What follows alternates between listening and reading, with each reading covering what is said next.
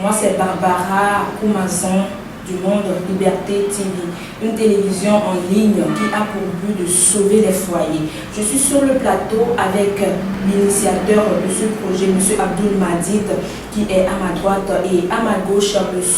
Malik Issaka. Ce matin, nous avons un bon thème à partager avec vous, le mariage précoce. Bonjour, M. Abdul Madid. Oui, bonjour, mademoiselle Claudine. Et j'espère que vous allez bien. Très bien, ça va. Ok, vous allez vous présenter aux chers téléspectateurs. Alors, bonjour tout le monde, bonjour mes chers téléspectateurs. Mon nom c'est Abdul Madid. J'espère que vous allez bien. Moi, je suis entrepreneur et chercheur en relations interpersonnelles. Merci. Bonjour, Monsieur Malik Issaka. Oui, bonjour Madame Claudine. Et j'espère que vous allez bien également. Oui, je vais très bien. Bonjour les téléspectateurs, bonjour tout le monde. Moi c'est Issaka Malik. Je suis diplômé en sciences de l'homme et de la société et entrepreneur agricole. Merci. Mes chers téléspectateurs, comme je viens de vous le dire, nous allons parler du mariage précoce. Le mariage précoce, qu'est-ce que c'est? Ses causes et les conséquences qui en découlent par la suite de ce fait. Monsieur Abdul Madid, aujourd'hui, il y a plein de couples qui se détachent entre eux après avoir à se marier précocement. J'aimerais savoir ce que c'est que le mariage précoce. Alors, merci beaucoup. Et tout d'abord, avant de commencer, je voudrais remercier mes chers téléspectateurs. Comprenez juste que l'objectif de notre présence ici n'est nullement d'essayer de confirmer ce que la communauté nationale comme internationale essaie de dire tous les jours, ni encore de contredire ce qu'ils sont en train de proposer ou de dire tous les jours par rapport à ce que c'est que le mariage précoce. Mais notre objectif est d'apporter notre vision et notre point de vue en ce qui concerne le mariage précoce. Alors, en ce qui concerne le mariage précoce, comprenez juste que quand on parle de mariage précoce, il y a une idée ou bien une image qui vient à la tête. D'abord, cette image, c'est de... Vous verrez les jeunes filles, quand on parle de mariage précoce, vous verrez l'image qui vient, c'est une jeune fille dont l'âge compris entre 10 ou 11 jusqu'à 16 ans, dont elle est voilée et se trouve entre les mains ou les bras d'un homme tellement âgé par rapport à la personne.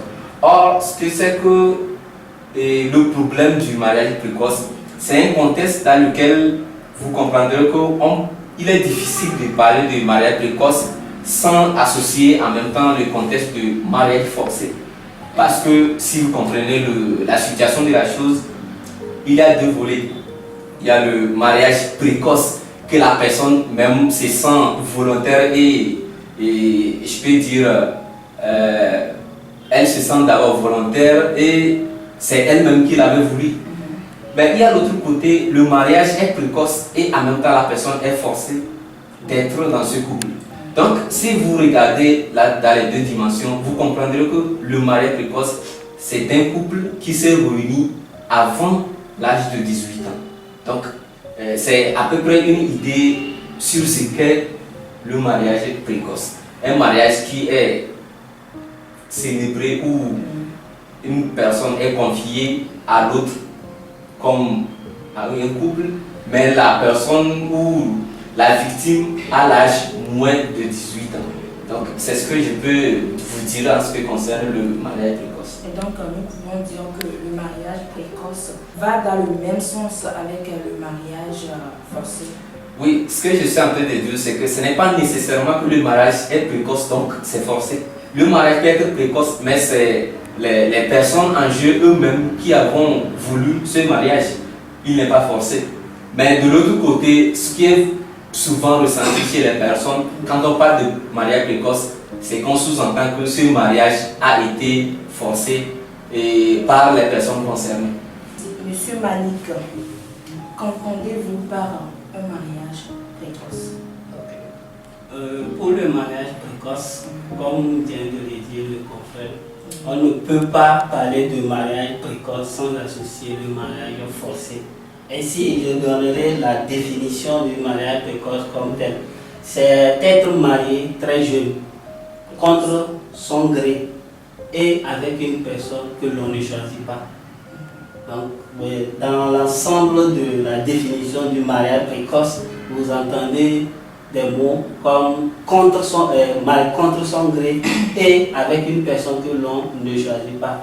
À la longue, au cours de cette émission, suite à l'énumération des causes, vous comprendrez mieux que quand on parle de mariage précoce, on veut en même temps faire référence au mariage forcé. Et vous remercie. Eh bien, mes chers téléspectateurs, j'espère que vous avez bien compris la définition et ce que c'est que le mariage précoce. Eh bien, monsieur, nous allons poursuivre notre émission et ma deuxième question, c'est de savoir les causes principales du mariage précoce. D'accord, merci beaucoup. Je vous assure que si nous allons commencer par énumérer les causes du mariage précoce, je pense que nous allons passer toute une demi-journée sans finir les causes du mariage, parce que c'est un domaine qui est lié à plusieurs raisons. Alors, cela étant, je m'en vais vous dire quelques-uns de ces causes, parce que c'est quelque chose qui, à un moment donné, il y a des causes qui sont plus fréquentes et, disons, générales.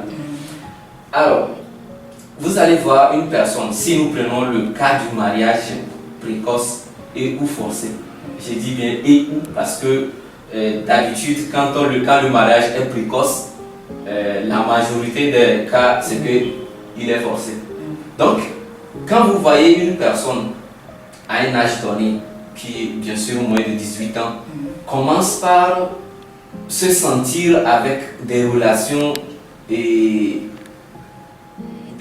relations amoureuses avec d'autres personnes, c'est-à-dire de sexe opposé, vous verrez que la personne a tendance de croire qu'une fois qu'elle est toujours moins de 18 ans et qu'elle veut avoir des relations amoureuses avec d'autres personnes, la situation semble être déséquilibrée par rapport ou en face de ses parents. Parce que les parents ont tendance de ne pas accepter. Donc, elle croit que si je me marie, là je suis plus à l'aise de vivre mon amour avec mon partenaire. Du coup, elle choisit à aller vivre sa vie avec l'autre. En ce moment, la personne peut se retrouver au mariage.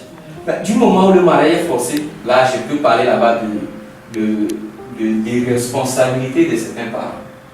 Parce que d'autres croient que si je prends ma fille par exemple, parce que quand on parle de mariage précoce, les plus victimes sont souvent les femmes ou les filles, disons. Donc elle croit que si je prends ma fille par exemple et je donne à cette personne qui est financièrement à l'aise, donc je peux gagner quelque chose à partir de là. Du coup, cette responsabilité des parents pousse certaines personnes à se retrouver très vite au foyer. Donc c'est ce que je pense que je peux vous dire. Et donc là, vous voulez parler de l'indépendance de soi-même. Oui, première partie, il y a l'indépendance. Je veux vivre pleinement ma vie et amoureuse avec mon partenaire. Du coup, je me retrouve au foyer. Une raison qui est souvent à découvrir après, qui est tellement fausse. Et d'autre côté, les responsabilités des parents qui n'arrivent pas à subvenir totalement et normalement aux besoins de leur enfant, leur pousse aussi souvent à se retrouver au foyer. D'accord. Ok, monsieur Malik, quelles sont les causes principales de mariage précoce? Okay. Comme l'a suggéré ma définition, ici nous allons parler de quelques causes qui induisent au mariage précoce. Nous allons prendre le premier facteur qui est la pauvreté des parents. Quand les parents n'arrivent pas à nourrir leur fille, ils préfèrent donner leur fille au mariage pour que l'enfant puisse se nourrir. Ça, c'est la première cause. La seconde cause, c'est les traditions. Vous allez constater que dans certaines sociétés, se marier très tôt bien sûr, avant même les premières règles, constitue l'ouverture au paradis dans certaines traditions. Donc les traditions aussi ont leur part de responsabilité dans le mariage précoce. Ensuite, si on veut donner encore des causes, nous pouvons parler de la pression sociale. Lorsque les rumeurs courent sur une fille, les parents ont tendance à donner leur fille au mariage pour éviter les grossesses hors mariage qui est un déshonneur dans certaines sociétés. Alors nous allons continuer à parler du manque d'information des parents. Les parents pensent que lorsqu'ils font marier leur fille, la fille se sent à l'abri des maladies sexuellement transmissibles et des violences qu'elle pourrait subir dans le futur. Donc ils sont dans l'illusion de cette... Bon, c'est les 4 causes que nous pouvons donner. Donc, il y a de multiples causes, mais c'est les 4 qui sont vraiment à retenir. Je vous remercie. Comme vous venez de le dire, les causes sont très nombreuses. Nous avons l'indépendance de soi-même. Il y a aussi les biens matériels, les ambitions démesurées et le suivisme, le désir de se marier parce que sa camarade vient de se marier ou son ami vient de se marier. Il y a aussi la sévérité de certains parents. Il y a des parents qui sont tellement sévères et ce qui pousse certaines jeunes filles à se marier pour pouvoir échapper à la sévérité de leurs parents. Ou soit il y a certaines filles qui ont perdu dès le bas âge leurs parents et ils sont chez leur tuteur. Il y a ça également. Si le tuteur est tellement méchant, et la fille aurait voulu se prendre en mariage. Donc, les causes sont tellement nombreuses. Il y a aussi la spiritualité. Par exemple, un homme, il peut avoir un homme il peut trouver une fille et la fille lui plaît, mais comme il ne sait pas comment est-ce qu'il peut faire, peut passer, il y a beaucoup de manières, de chemins par la spiritualité. Donc, si vous pouvez un peu décortiquer pour des spectateurs du côté de la spiritualité. Ok, merci beaucoup. En ce qui concerne la spiritualité dans le domaine du mariage précoce, je vous dirais, cela concerne la majorité des fois des religions. Parce que quand je prends le cas particulier de l'islam, il est conseillé de se marier avant de connaître l'homme, c'est-à-dire une femme de se marier avant de connaître une relation sexuelle et à l'homme aussi de se marier avant de découvrir la vie sexuelle. Alors, vous comprendrez que pour cela, les parents prennent les responsabilités de pousser leurs filles à épouser un homme avant d'atteindre ce niveau sexuel. Ce qui est un honneur devant Dieu pour eux. Bon, quand nous prenons également le côté qui n'est pas l'islam, vous comprendrez que dans certaines cultures, se marier tôt est un honneur pour une famille. Du coup, les pratiques religieuses font que certaines personnes poussent d'habitude souvent leurs enfants à se marier le plus vite possible. Ok, nous venons de parler des causes de mariage précoce. Maintenant, après avoir se marié précocement, quelles sont les conséquences qui en découlent, les conséquences de ce mariage précoce? D'accord. Et je dirais, il n'y a jamais eu de cause sans conséquence. Donc, ce qui fait que quand une personne d'abord se marie, et nous avons l'habitude de croire quand vous êtes en relation, je ne sais pas, peut-être ça vous est une fois arrivé, quand vous vous retrouvez avec une personne qu'elle vous plaît tellement, ça vous fait croire que quand vous allez vous retrouver avec elle, vivre votre vie éternelle, vous avez tout le temps de vivre votre plaisir de vie commune. Mais bizarrement, quand vous allez vous retrouver au mariage, vous comprendrez réellement que, au fait, c'est toute une responsabilité. Donc, une fois que les enfants, disons, parce que si nous allons comparer le mariage, ça concerne les enfants, s'il faut le dire ainsi. Donc, une fois que cette personne se retrouve au foyer de façon immature, de façon irresponsable, c'est tout un tas de problèmes. Parce que la personne n'est pas mature, ça c'est numéro un. Il a des difficultés à gérer les conflits du couple. La personne n'est pas mature. Comment se comporter avec mon conjoint, ça c'est encore un autre cas. Du coup, ça pousse ces couples jeunes au divorce. Donc ils sont obligés d'arriver à supporter. C'est à quoi ils rêvaient. Ils pensaient que quand ils vont se marier, ce serait une vie de je ne sais pas, dans un jardin dont chacun imagine. Mais bizarrement, quand ils se retrouvent face de la réalité, c'est le contraire. Du coup, ils se retrouvent au divorce. Donc, d'où les divorces précoces.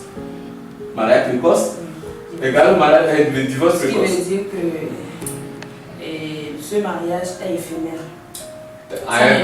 À une durée de couple, ça devient une durée de couple tellement réduite. Ok.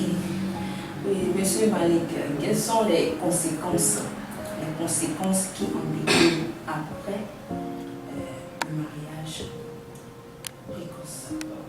Les conséquences sont toujours multiples comme les causes. Mais nous allons prendre quelques-unes de ces conséquences que nous avons développées sur ce plateau. Pour la première conséquence, je parlais de grossesse précoce. Parce que la fille n'est pas encore mûre pour porter un bébé. Nous parlons ici du développement des hormones. Donc cela peut engendrer jusqu'à la mort. Ça, c'est la première des conséquences. La seconde conséquence consiste la fin des études. Si la fille se marie très tôt, cela arrive qu'elle interrompt ses études. Or, l'éducation de la fille même est très importante dans le foyer pour l'éducation des enfants aussi. Alors, nous allons parler pour la troisième conséquence, le carcan de la pauvreté. Le carcan de la pauvreté. Le carcan de la pauvreté, oui. Et ce qui veut dire que la fille se sent coupée de la communauté, de ses amis, y compris de sa famille aussi. Oui, automatiquement. L'emprisonnement de la liberté individuelle. Donc, c'est à peu près les conséquences qu'engendrent les mariages précoces. Les mariages précoces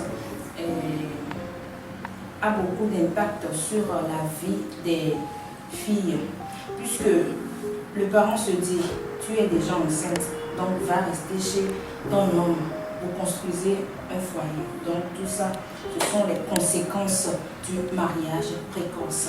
Eh bien, monsieur Madid, nous allons parler à présent des apports et des solutions. Nous allons parler des causes, des conséquences. Et maintenant, quels sont les apports de solutions que vous pouvez donner à ces genres de personnes qui se livrent à ces actes? Ou soit, s'il y a certaines filles ou certains garçons qui ont actuellement ces mentalités, quelles sont les morales que vous pouvez leur faire pour qu'ils se corrigent? Eh bien, vous savez, parfois il y a une question que je me pose, c'est de savoir lutter contre le mariage précoce. N'est-ce pas une autre façon de lutter pour, ou bien d'occasionner le mariage tardif? C'est une façon dont je peux. Bon, si vous allez me permettre, si vous posez la question, si vous êtes déjà marié, bon, vous n'êtes pas obligé de lui répondre parce que c'est un cas personnel et confidentiel. Donc, si je vais vous dire tout de suite, lutter contre les mariages précoces, c'est d'abord de savoir ce qui occasionne les mariages précoces. Parce qu'on dit souvent, pour soigner une maladie, il faut d'abord savoir que vous êtes malade. Oui. Maintenant, quand vous êtes malade, sachez de quelle maladie souffrez-vous. Si vous savez maintenant de quelle maladie vous souffrez, vous allez facilement trouver quel remède pour cette maladie. Mais si vous êtes là tous les jours dans la même chose, vous ne savez même pas que vous êtes malade. Parce que les gens qui donnent d'habitude, leurs filles aux malades de façon prématurée, il est difficile qu'ils se rendent compte qu'ils sont en face d'un fléau dont tout le monde appelle mariage précoce. Donc il faut d'abord faire comprendre à la génération présente, parce que ceux qui sont déjà victimes, il faut imaginer ce qui va suivre. Maintenant, il faut faire comprendre à la génération présente ce qu'est le mariage précoce.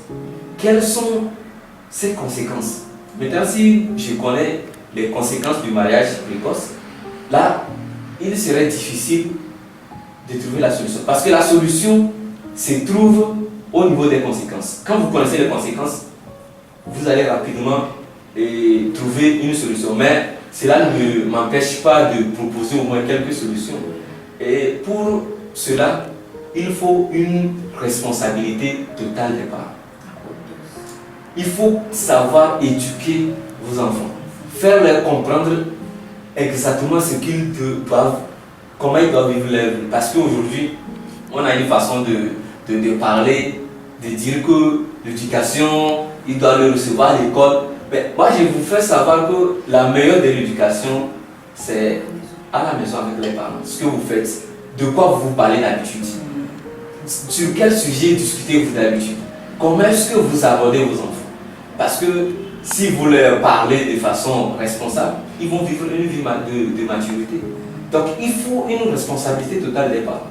Savoir quelle éducation donner aux enfants pour qu'ils sachent que ma vie, c'est une responsabilité, ce n'est pas un jeu. Comme ça, ils sauront une organisation de leur vie et ne pas tomber dans ce genre de situation. Et les parents aussi doivent savoir que d'abord, c'est à eux d'élever leurs enfants. Mais ce n'est pas de permettre aux enfants qu'ils clignotent de côté de gauche à droite, ce qui va les pousser dans des merdes.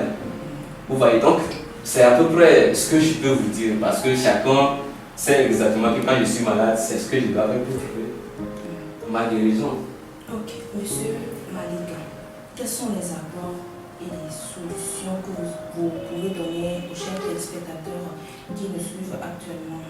Pour les apports, il faut tout d'abord comprendre que lorsqu'on est par exemple en ville, cela ne se fait pas sentir comme ça, comme dans les villages.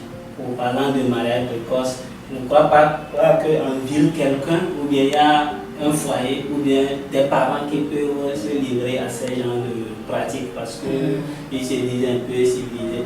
Donc, ces apports concernent maintenant tout le monde, bien sûr, mais des gens qui sont un peu reculés, si on peut les dire, coupés un peu du monde.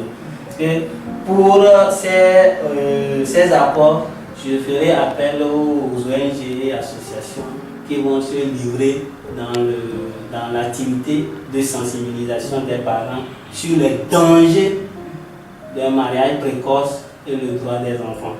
C'est-à-dire les dangers d'un mariage précoce et sensibiliser les parents sur le droit des enfants. Aussi mener des actions de sensibilisation auprès des filles et des enfants, leurs parents maintenant de leurs droits.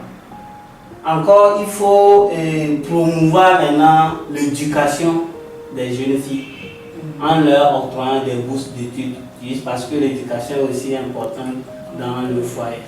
Et pour le dernier rapport, je dirais d'aider les parents en besoin, la famille, pour au moins de leur trouver une activité génératrice de revenus qui pourra les aider à subvenir aux besoins de leurs enfants pour que les enfants ne se livrent pas dans ces genres de choses. Et là, vous lancez automatiquement un appel au gouvernement? Oui, je lance un appel pour le gouvernement. Je sais bien sûr qu'il y a des associations, des ONG qui sont déjà dans le domaine. Si vous pouvez me le permettre, il y a l'ONG CREI qui se trouve à Takwame, où j'étais jeune leader. Donc on a eu à mener ces genres d'actions. Si M. Lawami, je dis bonjour, c'est lui le directeur, et M. Sylvain qui est notre chaperon. Donc on a mené ces actions de sensibilisation, mais vous savez, le problème est qu'il y a un manque de moyens et que la sensibilisation s'arrête qu'en ville.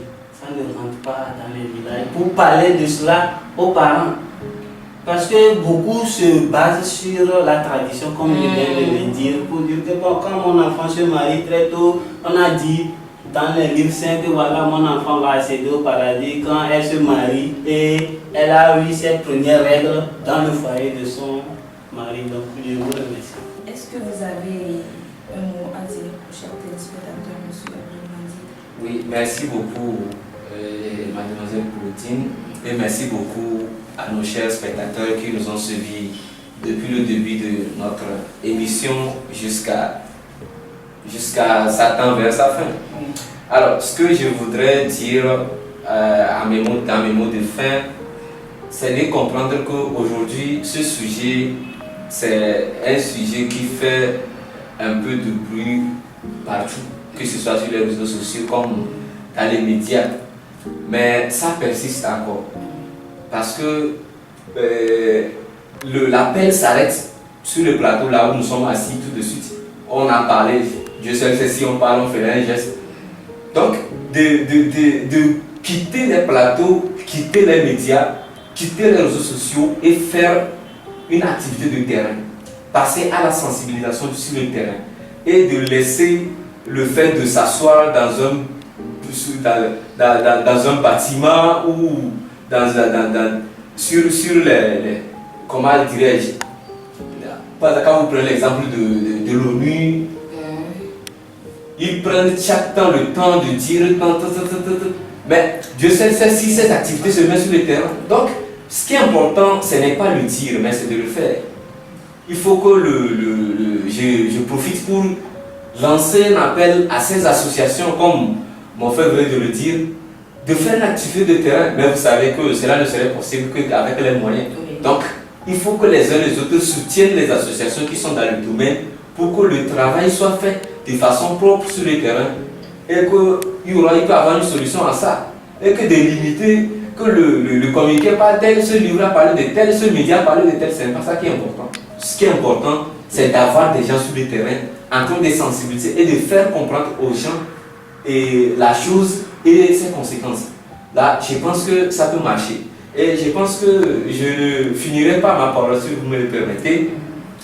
Je voudrais également remercier toutes ces personnes qui ont été toujours de nos côtés dans nos activités, tous ceux qui nous ont soutenus et tous ceux qui pensent le faire. Je leur dis un grand merci et je pense que nous sommes toute une équipe. Je dis également merci à tous mes amis et que le travail, ce n'est pas dans une pièce sous un climatiseur ou sous les voitures, mais le travail même, c'est sur le terrain. Le travail se passe sur le terrain. Quand vous voulez reconnaître un bon travail, cela se passe sur le terrain et éviter ce que nous sommes en train de déranger les gens tous les jours sur les médias et sur les réseaux sociaux disant que nous sommes en train de faire de la sensibilisation. Ce n'est pas encore ça. Le travail, c'est sur le terrain. Et je vous remercie sincèrement. Merci à vous. Ok, monsieur Malik, qu'est-ce que vous avez à dire aux téléspectateurs qui nous suivent actuellement? Moi, je vais continuer par lancer l'appel à ces associations et ONG que prochainement les associations qui seront créées d'oublier la ville et d'aller s'implanter dans les villages pour mieux suivre les activités sur le terrain. En fait, moi j'ai eu un peu la chance de faire les villages et c'est ce qui se passe. Il y a dans certains villages, il n'y a même pas d'association. Mais les gens qui font la sensibilisation pour les enfants, vous allez là-bas, vous n'allez pas voir. C'est une seule fois, ils vont là-bas, ils parlent à la population, puis ils reviennent. Donc, si cela, c'est-à-dire si le gouvernement n'a qu'à accompagner ces associations, et je lance aussi l'appel aux organisations et organisations internationales aussi d'octroyer les moyens à ces associations pour qu'ils puissent maintenant travailler correctement sur le terrain, qu'ils implantent leur bureau dans ces villages pour suivre ce qui se passe exactement. Même dans les écoles, de former des groupes de sensibilisation des enfants. Cela aussi peut permettre à ce que ces pratiques-là diminuent. Je vous remercie. Ok, merci à vous également. Mes chers téléspectateurs, je vous remercie de nous avoir suivis. Merci également à nos collaborateurs, Monsieur Akondo Azim et Mademoiselle Ouro. Je remercie également à vous qui avez partagé ce plateau avec moi. Je remercie également Monsieur Ahmed Dik pour la réalisation. À la prochaine pour une toute nouvelle rubrique. D'ici là, portez-vous bien et respectez toujours les gestes barrières. Allez, bye bye. Merci.